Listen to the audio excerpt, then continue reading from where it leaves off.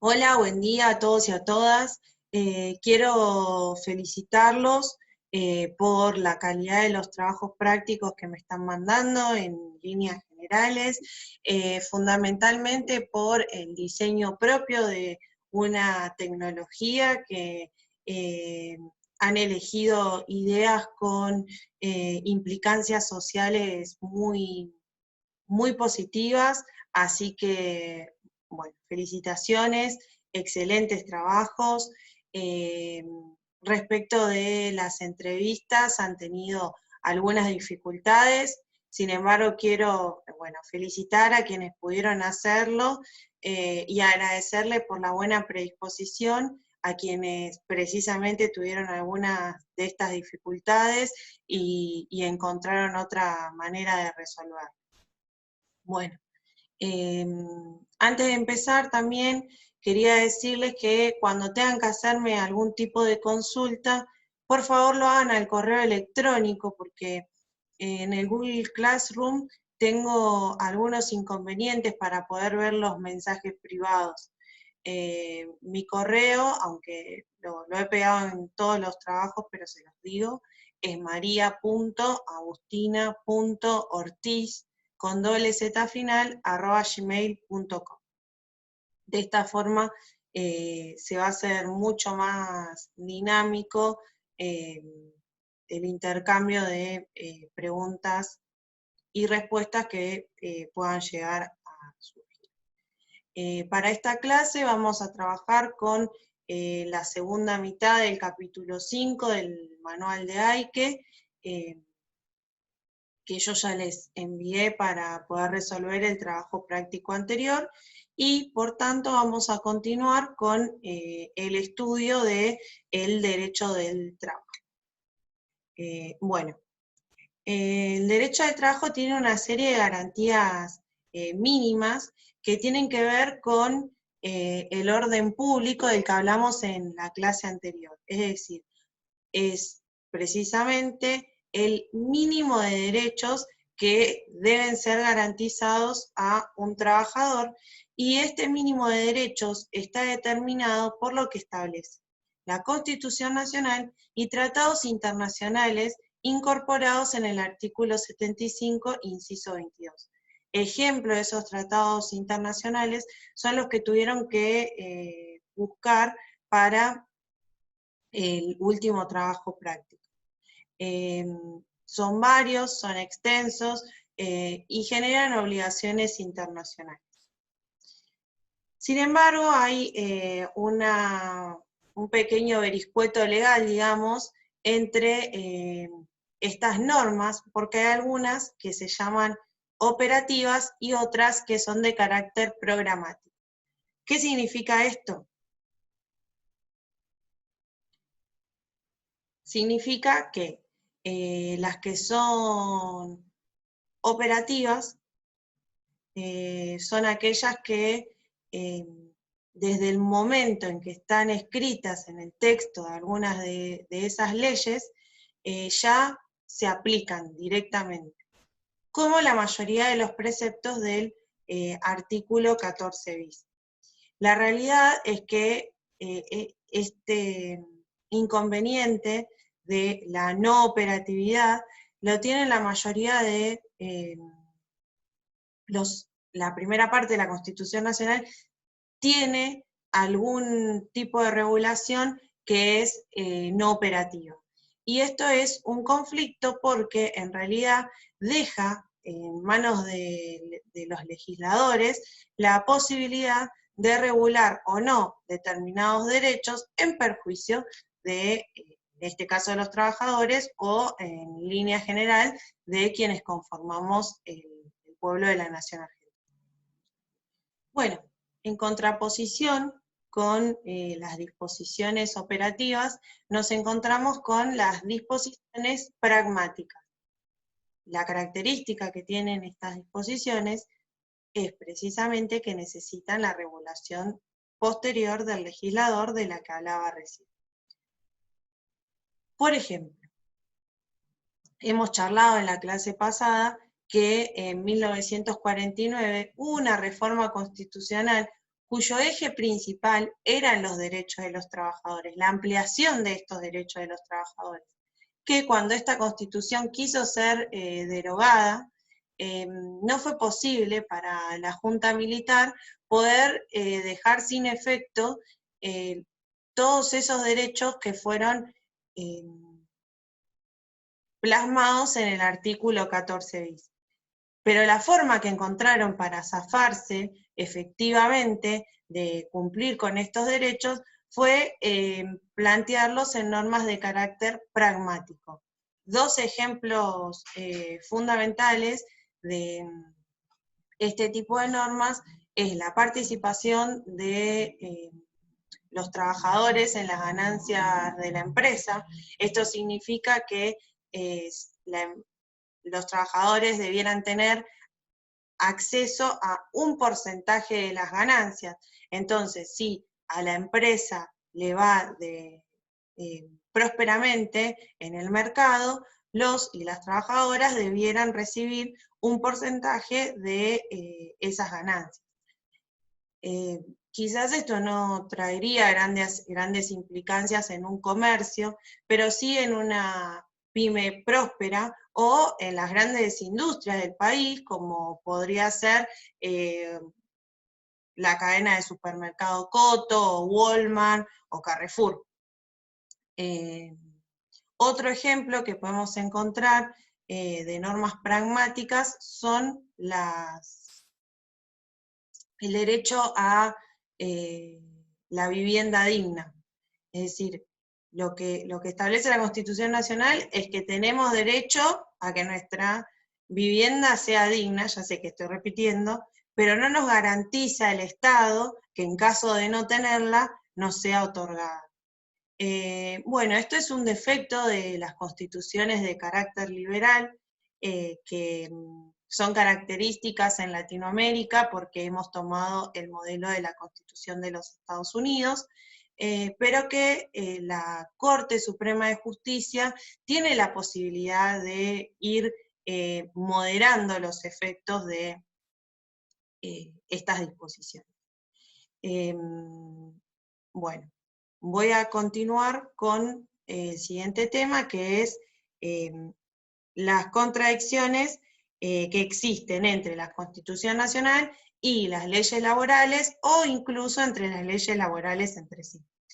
Esto sucede porque dentro de distintos cuerpos normativos, como puede ser la Constitución Nacional y las leyes laborales, aparecen dos disposiciones que regulan la misma situación de manera contraria. Esto puede ser porque la ley esté atendiendo a características particulares de un trabajo específico, como puede ser el caso de las personas que trabajan en los barcos. En este caso, las jornadas laborales exceden las 8 horas y se pagan plus y recargo porque de pronto la persona que trabaja en un navío está meses fuera de su casa. Pero en otros casos tiene que ver con algún tipo de costumbre o una situación que no se saneó. Uno de los ejemplos que da el texto es el de las y los empleados domésticos. Es decir, que hasta el año 2013 se preveía que estas personas pudieran trabajar en jornadas de más de 12 horas, cuando la ley de contrato de trabajo dice específicamente que eso está prohibido. Existen varias contradicciones de este tipo entre la Constitución Nacional y las leyes laborales, pero incluso hay casos en los que las propias leyes laborales se contradicen entre sí, ya sea dentro del mismo cuerpo normativo, es decir, dentro de la misma ley, o si cotejamos la ley de contrato de trabajo con, por ejemplo, el convenio colectivo de trabajo. Los convenios colectivos de trabajo se aplican con carácter de ley para aquellos trabajadores que están alcanzados por el mismo, es decir, que los convenios colectivos de trabajo inician determinando a qué trabajadores se aplica ese convenio colectivo. Estas contradicciones, el problema de estas contradicciones es que para poder resolverlas, siempre termina siendo necesario judicializar, es decir, que el trabajador tiene que someterse a un proceso judicial que tiene que terminar con una sentencia en la que se interprete cuál de esas normas es la que corresponde aplicar. Porque si bien tenemos el principio indubio pro operario, que nos indicaría que se tiene que aplicar la norma más beneficiosa, resulta ser que al contradecir a la Constitución Nacional o a una norma de carácter superior, en el caso de que se contrasten una ley nacional con una ley provincial o con un convenio colectivo, lo que sucede es que alguna de esas normas directamente es contraria a la ley, no se tiene que aplicar. Entonces es necesario que lo resuelva un tribunal. Bueno, dentro de las mayores contradicciones que nos encontramos en el derecho argentino, es el de la registración laboral. La registración laboral implica que un empleador, desde el momento en que un trabajador entra dentro de las filas de su empresa o actividad laboral, tiene que ser registrado. Es decir, tiene que informarle a la autoridad administrativa que corresponda que un trabajador ha sido incorporado a la empresa, y eso implica que desde ese momento tiene que estar registrado en un libro específico de sueldos y jornales, que tiene que inscribirlo dentro de la aseguradora de los riesgos del trabajo, que tiene que comenzar a hacer aportes por ese trabajador y que tiene que darle una obra social. Todos estos gastos son a cargo del empleador.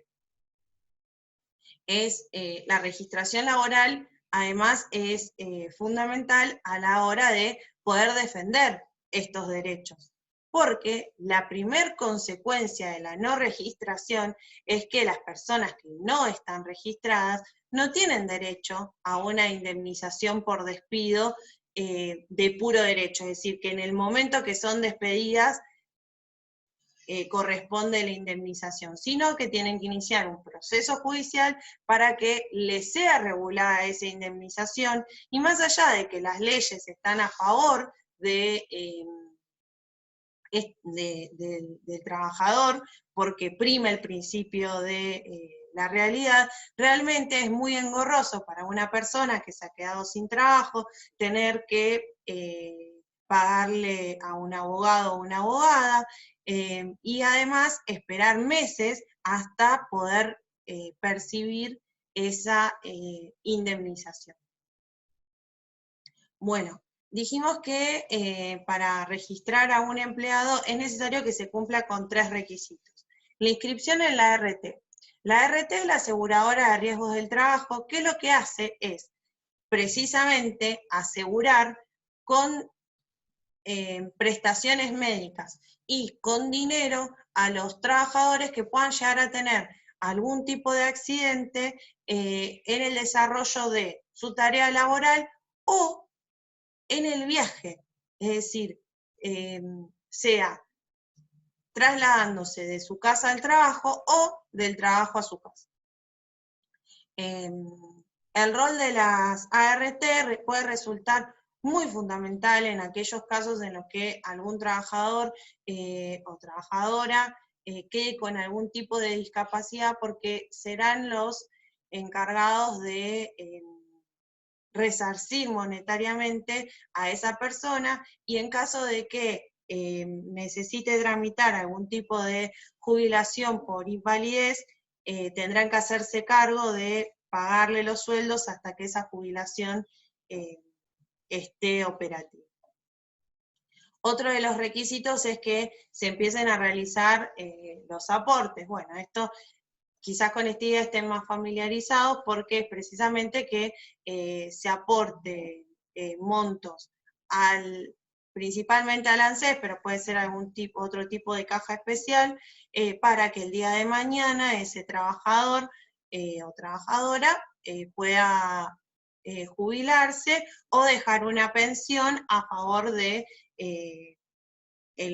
su núcleo familiar. Y el otro requisito es que los trabajadores sean inscriptos en una obra social.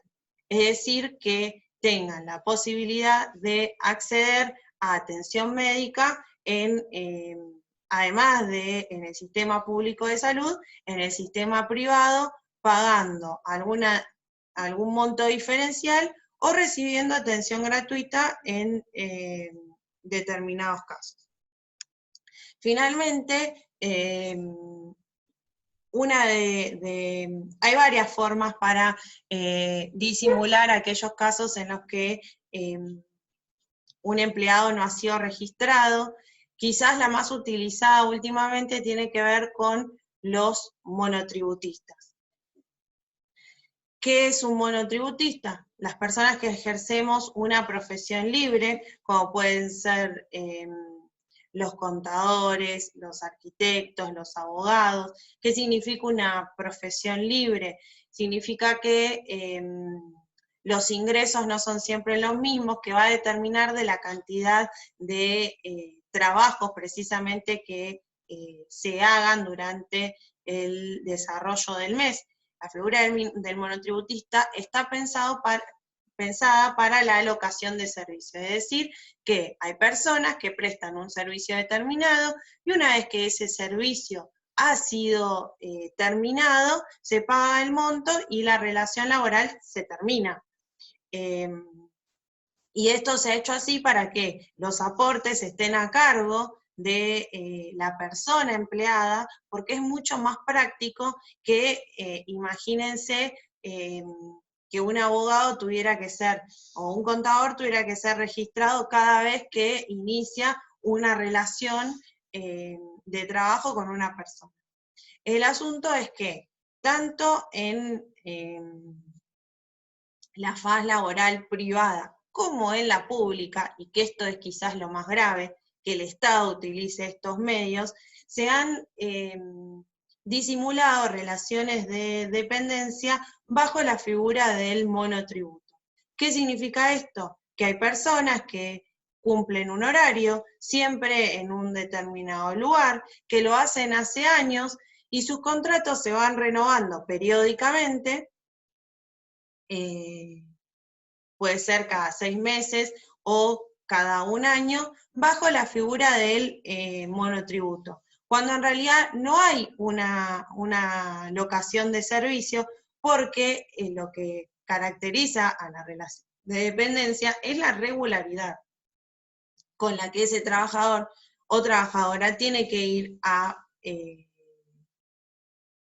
prestar su trabajo a determinado empleo, el que fuere. Hay casos en los que el empleador contrata a la persona bajo el régimen de monotributista, pero tiene contemplado pagarle los aportes jubilatorios y la obra social. Entonces, ahí pareciera que, bueno, es más o menos lo mismo. Pero ¿dónde está precisamente la gravedad del asunto? Es que una vez que terminan los contratos, ese empleado puede verse ante la situación de que su contrato no es renovado y que no tiene derecho a ningún tipo de indemnización. Bueno, hasta acá la clase número 5. Para sexto A terminó acá.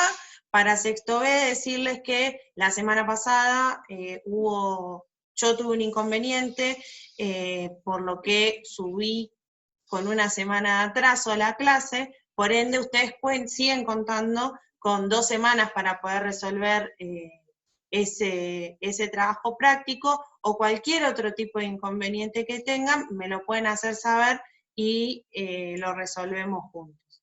bueno, que sigan bien, que lo pasen lo mejor posible en este contexto y nos estamos viendo o me están viendo en 15 días. Chao.